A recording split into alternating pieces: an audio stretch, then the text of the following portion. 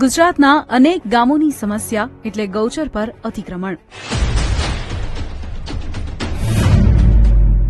સરકારી ચોપડે આ જમીન ગાયો માટે ફાળવાયેલી છે, પણ તેના પર છેલ્લા કેટલાક વર્ષોથી લોકોની નજર પડી. ક્યાંક વાડા બાંધી દીધા, કોઈ ખેતી કરવા લાગ્યું તો કેટલાકે ઘર બાંધી દીધા. આ સ્થિતિ જોવા મળી બનાસકાંઠાના થરાદમાં આવેલા રામપુરા ગામમાં. હું હાલ જે જગ્યા ઉપર ઊભો છું એ રામપુરા ગામની ગૌચર જમીન છે. આમ તો આખું મેદાન હોવું જોઈએ, પરંતુ માત્ર કેડી નાનકડો રસ્તો બચ્યો છે. થરાદના 22 ગામડાઓની પણ કંઈક આવી જ હાલત છે, જ્યાં 90% વધુ ગૌચરની જમીન પર અતિક્રમણ કરવામાં આવ્યું છે. દબાણ તો જે છે એ તો છે જ, ગૌચરનું દબાણ છે એ તો ગામમાં છે જ, એ તો દેખાય છે, બધા લોકોને દેખાય છે.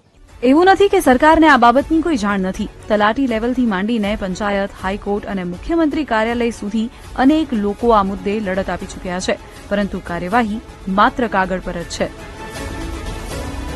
રાજકીય પીઠબળ હું તો ન કહી શકું, પણ મૂળ રાજકીય પ્રેશર હોય ત્યારે ટીડીઓ જે ક્લાસ 2 અધિકારી હોય એ મૂળ તો કેના દબાવ નીચે જ બેઠેલા છે. ગામની અંદર પ્રશ્ન એ છે, ગૌચર બહુ વધારે થઈ ગયું, રોકાણ થઈ ગયું, રોકાઈ ગયું છે. તેને લઈને આખો વિડીયો જોવા માટે ડાઉનલોડ કરો દિવ્ય ભાસ્કર એપ.